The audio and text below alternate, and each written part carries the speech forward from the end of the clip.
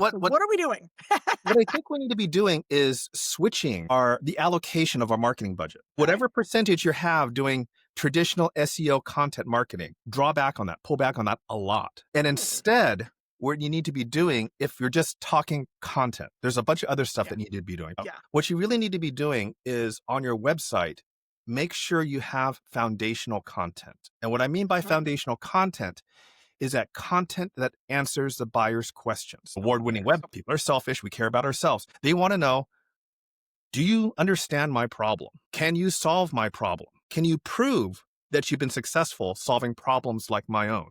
What's happening now is that buyers are using AI not as like an advanced search engine, but buyers are using it as their research assistant. The AI is doing all that heavy lifting of looking at the sites, synthesizing and analyzing the content there, and coming up with like, do you solve my problem? This is Revenue Remix, where we share founder stories, hard-won lessons, and call out BS on anything that doesn't actually grow your business. I'm Summer Paletti, host and producer. Behind the mic, I'm a revenue growth architect for B2B SaaS and fintech orgs, scaling without chaos. If your growth feels stuck, or if you're planning your next big thing, you're in the right place. This is something new we're trying. This is studio sessions where I hit record on the conversations I'm already having with my co-conspirator, Dave Lee. You've seen him on the show already. He is the founder of Do What Works. Now, Dave and I work in the same types of companies. We see the same types of growth patterns and challenges, and we trade ideas constantly. Sometimes we even work on a project together. So this series gives you a seat at that table. It's a little tactical, it's a little therapeutic, and always a little cheeky about what's really working. There is no fluff allowed here. So welcome back to the show, Dave. Great to be here. Thanks for having me. Awesome. So we chat all the time. And then like, how many times have we been at lunch or we've been on a walk and we think like, oh my God, that would have been a killer podcast. So I'm glad we're trying this out finally. And we have the perfect segue. So you were in the November roundtable and you dropped a huge bomb that we did not have time to explore. So we're going to go down that rabbit hole today, and I will let you drop it again. Yeah, I think the question you asked us was like, if there's one piece of advice you can give for 26, what would it be? And then I just said, stop blogging. And I died a little. I was like, oh my God, I want to ask so many questions. And it's weird, right? So, I mean, I'm a former HubSpot agency owner. This whole blogging has been the bread and butter for inbound marketing for what, 15, 20 years, right? This is how I formed my agency, is on this whole HubSpot. You create blogs, you get search rankings, you drive traffic to your pages have conversions, they have lead magnets, you get the email, you do a drip campaign. And it worked, right? I mean, companies, HubSpot. And then from my side, the reason why I liked working with you is I love all that content from a sales enablement lens. Yes. I want all the content to cover the entire buyer's journey. I want it to cover all the objections, why people buy, why they don't buy, and then leverage it from the sales side. Nobody wants to receive, hi, just checking in as an email. And so then all that content helps the sales team answer questions. Like if it can save a half-hour meeting, oh, we have a blog on that, I'll send it over to you, or all that stuff really helps. It absolutely does. It allows you to continue the conversation, right? It's a conversational method rather than a sales method. Yes, and then you're always providing a little something of value. The audience knows that I'm big on that. So I'm conflicted. When you say stop blogging, I love it, because as a business owner, blogs take a long time, even with a GPT helping me brainstorm and edit and punch it up or whatever. I spend a minimum of 4 hours every time I blog. So that's a lot. So then if you're telling me I could get half a day back every week, hello. But then, so I'm left with like, it's an arrow in my quiver that I don't want to lose. So let's first talk about like, why should we stop blogging? Well, let's remember why we do blog first, right? So we talked about it drives traffic to your website. Your website is a lead generation machine. You can convert visitors to customers with, gated content and downloads. It was all part of that inbound. And so Gated what we content did is, doesn't work anymore. yeah, well, that's the Sorry. point. Is we blogged in order to generate and drive traffic to our site, right? Humans, we Google things, we clicked on blue links, we clicked into websites, and we read the content, right? Yeah, I That mean, that it was a started out, if we take it all the way back to the before times, it Mhm. started out with like Google wanted, Google prioritized websites that weren't stale, that had That's freshly right. updated content. And then the blog was a way to kind of game the SEO system to make sure that you constantly had new stuff on your site without That's right. having to redo your site all the Yeah. time, right? So, yeah, And SEO gold. let me be clear, it worked. Whole Yeah, industries, whole agencies were built on this. We're all very totally. successful until it stopped working, right? Do And you you think it see stopped working for it's reals? it stopped working as when AI came out with ChatGPT, Hmm. right? And it's Mm-hmm. been a slow burn, but you're now starting to see the acceleration. You start hearing marketers saying, "Oh yeah, website traffic is down. There's this zero-click It is. searches. Oh, you know, we're just not seeing the traffic. Google is stealing our traffic because now AI overview gives them the answers and they're not driving traffic Yeah. back to our website." And so there's these Yeah. symptoms that marketers are seeing. And like from a business owner standpoint, you're just seeing it like, hey, I'm spending, whatever, three, five, $10,000 a month with this agency, and part of their service is to crank out blog articles, 2, 3 a week. And last year in 2024, it was working fine. Traffic, leads, all that works. But now that you hear them complaining, is like traffic is down. It's because of AI Mhm. overview. They're stealing, our Yeah. traffic. And that's really because it's not really a technology change. It's not like increased competition. I know we're kind of a weird economic standpoint, and we had a conversation about the economy. It's not really an economic thing either. It's that the buyer behavior has changed, right? So It when has. we had these blogs, we clicked on the blue links because we were researching. We're doing the Yeah. manual research. We had a spreadsheet, Yeah. we did a SWOT analysis, all that kind of stuff. But AI, what's happening now is that buyers are using AI not as like an advanced search engine, but buyers are using it as their research assistant. The Yeah. AI is doing all that heavy lifting of looking at the sites, synthesizing and analyzing the content there, and coming up with like, do you solve my problem? Right. And AI, it doesn't look at your blogs because 90% of the blogs are top of funnel content. They don't answer buyers' questions, which is Well, if what buyers someone's are asking. working with me, they're not. However, yeah, I get it. So does AI seriously not read the blogs? Like not even the first few most recent? It might What read it. if it's like very specific question that the person's asking So their LL? that's a great question. So I say it doesn't read the blogs. It does, but it doesn't index it like Google does. When Hmm. you create it, when you publish a page, right? Best practice says, okay, when you publish a new blog, you go tell Google to re-index your site. So Google crawls it and it has it in its master index, right? LLMs, they don't crawl your site. They don't build an index. They don't know everything that's on your website. When it finds it says, oh, hey, Summers Company, they handle sales consulting. And it's not going to look through your 50, 100 blogs. It's going to kind of look at your top level menu and say, well, my buyer, my user has this problem. Does Summers solve that problem? It's not going to go through all your blog articles because it doesn't have an index. It's going to look at kind of what's most easily readable and accessible, your homepage, the foundational content, which is your top level menu content. It reads, 2, maybe 3 levels deep, but it doesn't do a comprehensive like crawl of your entire site to find it, Yeah, right? unless you tell it to. Unless you tell it to. Okay.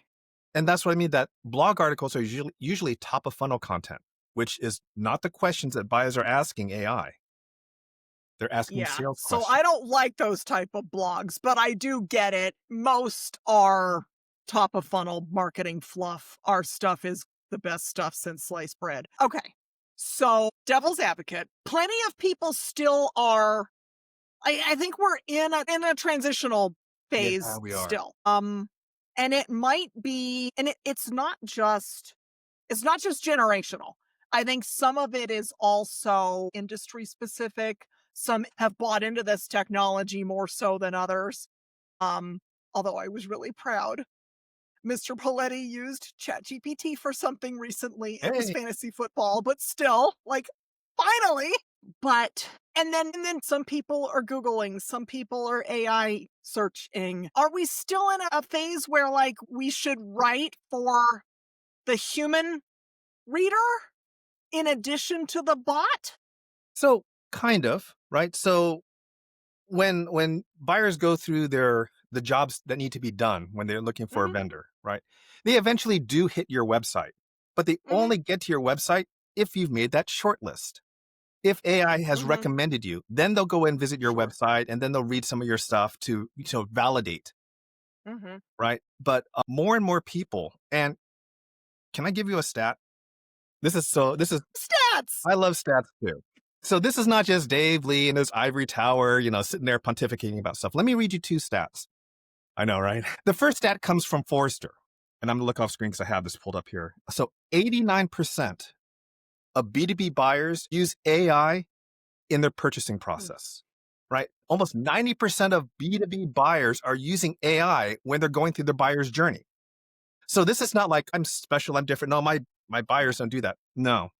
The thing is that with we in marketing and sales, we all talk about how AI is going to help improve our efficiency, get things done yeah, faster and quicker. yeah, What do you it think your does. buyers are doing? Yeah, they're Right? doing that. They're doing that. They're becoming more efficient and they're using AI. I mean, Mhm. at one point earlier this year, I was asked to look at 3 different companies. Mm, And before AI, I'd have to visit their site, read all the pages, have a spreadsheet, do a SWOT analysis. It would take me 3 days, let's say. No, this time I punched the 3 URLs into ChatGPT and I did a SWOT analysis all within the AI, never visiting their website. And I knew their strengths, their weaknesses, their competitive advantages, what they do, what they don't do. This was all done within the AI interface. I never visited their site. yeah, yeah. Right. So Well, I did a research project for a client, and it was like they wanted to get into a different vertical, and they wanted to get into that vertical because they got a lead from it, and they were like, "Oh my god, we should chase that vertical."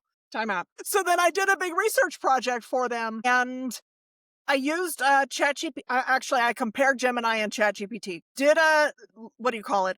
Deep research. Went and had lunch, and came back to a 38-page full, deep, like, it had everything I needed, and, like, so much of it, I couldn't even read it. I had to put it into Notebook LM and tell it to give me a summary. summary. But yeah, okay, so to your point, I visited 0 of those websites. Okay, so I have another question before I wanna get into some actionable insights that people can take with them today. So it's great that people want to solve a problem and they're looking for a vendor. I totally get that. What about the person who is looking to educate themselves and they're using it to help problem solve? Because I think something that I see a lot, and sometimes I clean up these messes, is when people use the AI to help them DIY a project. And so they're like, ooh, let me gobble up all the actionable insights out there and figure out this problem myself with no intent to hire anybody. Mhm. Do you feel like they are ever seeing the source in their LLM's output and going like, let me read a little more about that? I know that's not exactly a prospect, but that is someone that we would typically want to capture and nurture, right? Yeah. So help me with that. What do you Yeah. think? It depends on the model. So it actually it's not the model, it's really the interface. So if you're Googling it or using AI mode in Who Google, in Googles Gemini, anymore? you will see citations of Yeah. sources off Mhm. to the right hand side, right? And so that's kind of like where a lot of marketing people are like, oh, to answer the decreasing traffic problem, optimize to get cited in AI. I But see so many marketers talking right, about that. but my challenge with that is that that's the SEO playbook with AI slapped on Yeah. top of it. Yeah. When you Oh, yeah. look at It's an and AI veneer. yeah, when you look at the answer in AI overview and you read the generalized, amalgamated, synthesized recommendation of like how to do something, why would you go to a vendor off on the right hand side and click in their stuff and read their take on it, which is going to be slanted from a sales and marketing standpoint? Sure. right? Sure. So now, Yeah. does it have branding and awareness? Sure, it Mhm. absolutely does. But I just don't see people really looking at that because eventually, as they Mm. have this conversation, they try to DIY it themselves and they come to this old, this moment of like, oh, I can't do this on my own. I Yeah, need I've someone done to that. help me with that. They're going to start asking AI to find those vendors and to start shortlisting those vendors for them, researching and really understanding, can this vendor really solve my problem? So yeah, you may start out with the DIY. And yeah, you may look onto the right-hand side. But if you're in ChatGPT or if you're in Claude, you don't see those citations unless you explicitly tell those LLM models, cite your Yeah. sources, because I want to check on where you're Yeah. getting your information from, which by the way, I Well, do. I'm a geek and I do that. I do that. Are you trying to tell me that we're not normal? I don't know how many people cite sources. I actually, because I'm doing a lot of research into Mhm. buyer behavior, buyer Mhm. Mhm. psychology, Same. um, I actually tell Claude and ChatGPT only use tier one resources. So that's why I Same. constantly quote Forrester, Gartner, McKinsey, Yep. Yep. Deloitte, my alum. I look at these tier one research and consulting companies because what they're saying is what they're telling their Fortune 1000, Fortune 500 companies. Yep. And you can kind of bet if it's working for those folks on a scaled down version, it's going to work for the SMB market. Yep. Exactly why I follow those folks too. I mean, I want something research backed, Yes, based in fact, not right, a thinly veiled marketing pitch. So I right. I totally get it. Okay. All right. So let's pretend we've convinced people that they should at a minimum consider a new strategy for their content on their website. And I want to look at this from two different lenses because blogging has done two different jobs for me. Bring people in, the inbound leads, those MQLs, but then also has allowed my sales teams to nurture the leads that they have and avoid the half-hour meeting to explain an FAQ. So I feel like stopping without, like, what are we replacing it with? I guess is like what I Yeah. want to get at, No, because that's a that stuff shouldn't go away. no. I don't think there's any harm in having your SEO articles still live there. I mean, honestly, there's a transition going on, right? It's not like, oh, it's what is it? It's not like November 2025 and everyone stopped using Google and started using AI. Although, here's another stat for you: 50% of B2B buyers start research in AI rather than search engines. So it's a shift that's going on. People are still Googling, they're still doing the manual research, right? We I don't go know. back to Google when I'm frustrated with my GPT because it's not understanding me or it's not giving exactly what I want, and I'm like, "F it, I'll just Google it," right? Yeah, But I I'll feel do like my own it, research. to your point, it's like your last resort now instead of your, like, where you start. Right. We used Okay. to say, oh, you have a question? Ah, just Google it. Yeah, no. I rarely Google things anymore. When I do Google it, I immediately click AI mode. I don't want to sit there and click on a bunch of blue links. Give me your synthesis and analysis. I want the top level. And then if I'm interested, I'll delve deeper down. But your question is absolutely right. And so what So what what are we doing? what I think we need to be doing is switching the allocation of our marketing budget, right? So Okay. whatever percentage you have doing traditional SEO content marketing, draw back on that, pull back on that a lot. And Hmm. instead, what you need to be doing, if you're just talking content, there's a bunch of other stuff Yeah. that you need to be doing, but let's just talk about content. What you really need to be doing is on your website, make sure you have foundational content. And what I mean by foundational content is that content that answers the buyer's questions. So what buyers want to know, they don't want to know, "Oh, you've been in business for 15 years, you built an Nobody award-winning cares. website." They don't care about you. Nope. People are selfish. We care about ourselves. They want to know, do you understand my problem? Can you solve my problem? Yeah. Okay, can you prove that you've been successful solving problems like my own? So this is really having a problem solution fit and match. And so that's the content you have to be creating. You have to be going out to your clients, getting testimonials, writing case studies. Content still matters, right? Yeah. But it's Okay. to your point, it's even more sales content, less Yeah. marketing top of funnel fluff, more Yep. sales content because those Yes. are the questions buyers are asking. And that is how you have your website content architected. Answer the buyer's questions, right? Answer the sales questions. Don't Yes. write Oh this my top of God. funnel marketing Yes. fluff. No one cares. No one cares. And for the love of God, can everybody please talk about the size of business that you work with?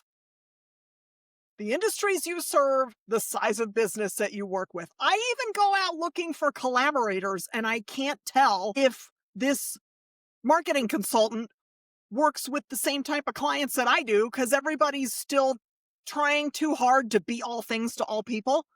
Even more so in an AI led world, you have to be really specific, right? You got to be specific. Yep. And that starts with knowing your ICP, right? And here's the thing, your sales team knows your ICP, not your marketing team. The marketing Customer team will success tell does you, also. here's the demographics and here's the platforms that these people might be hanging out. But it's your sales team that understands, oh, no, no, no. Well, here's the actual questions they're asking me during our sales calls. These are the problems they're trying to solve. Your sales team is the boots on the ground that know the questions that people are asking and what answers you should be giving.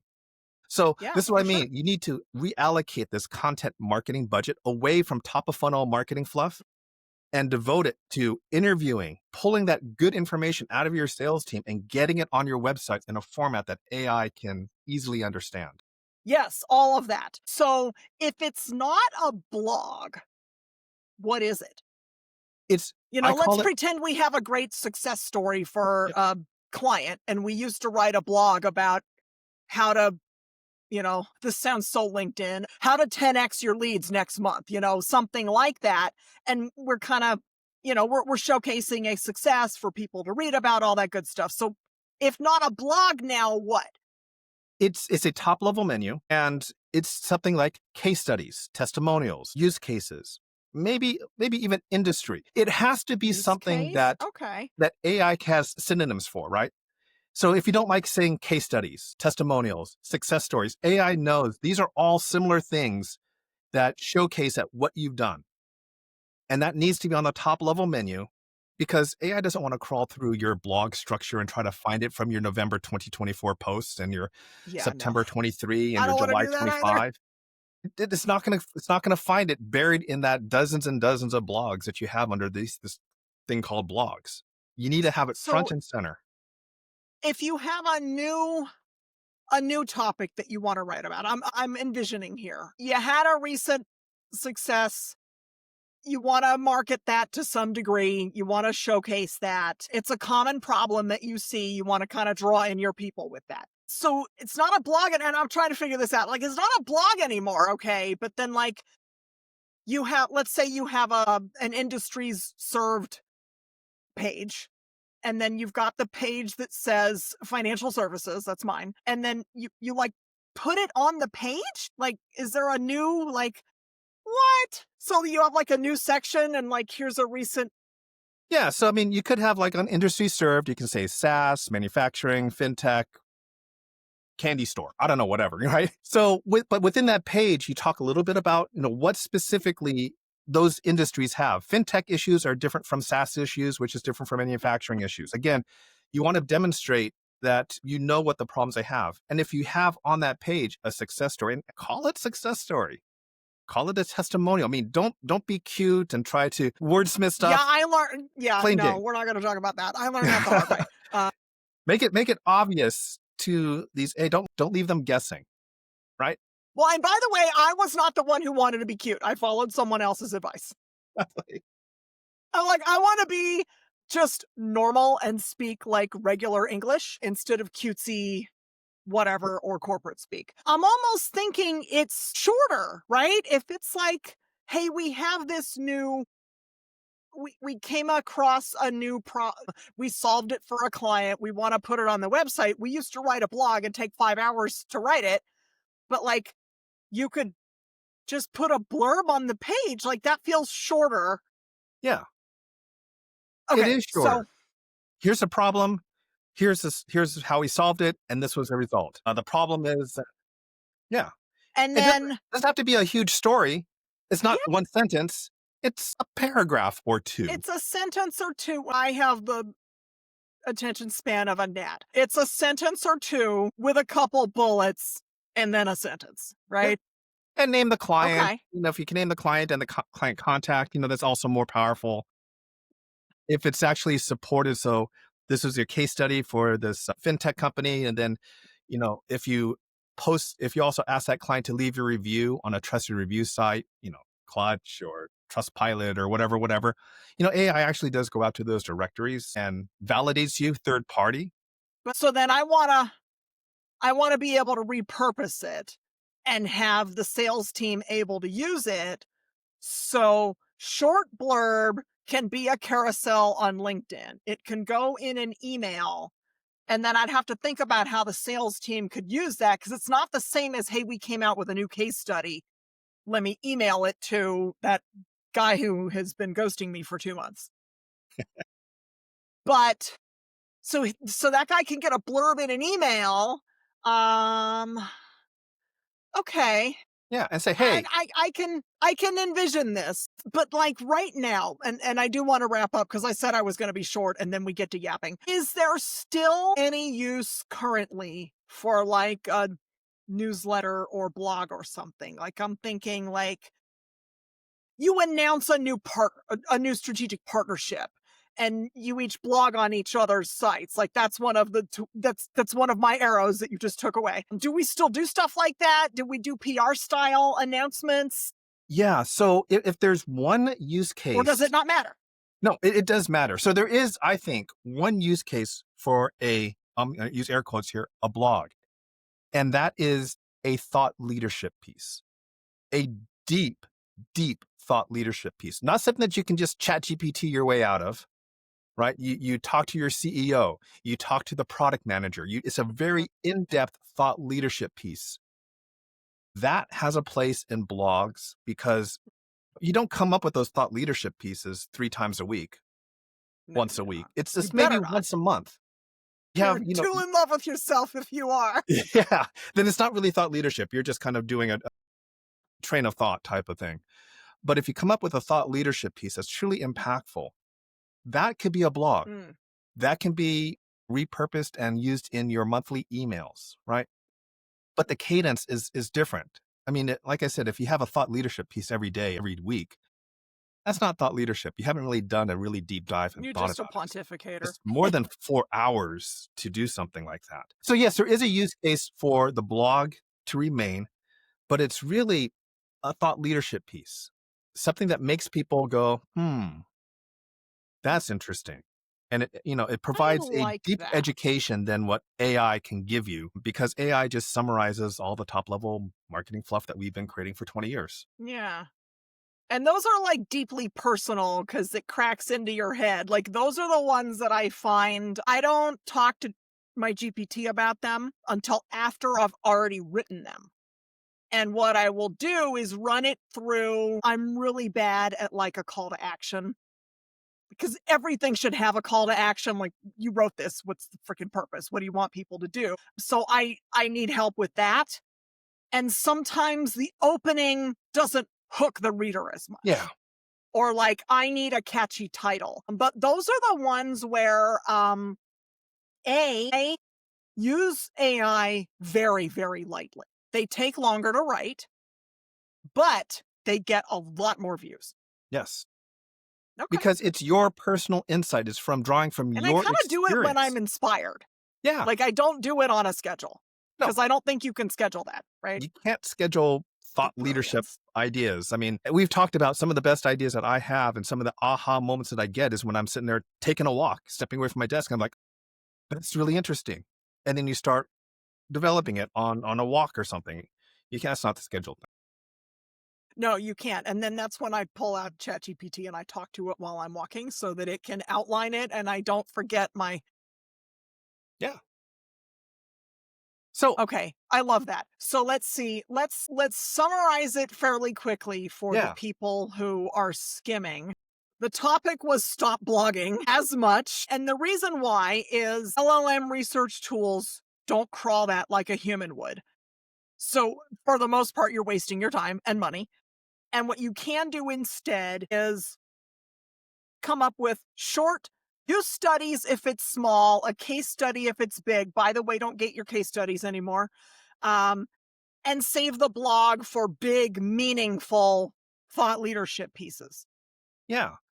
And, Okay. reallocate some of that marketing budget from fluffy marketing stuff to really detailing on your site that problem solution fit, right?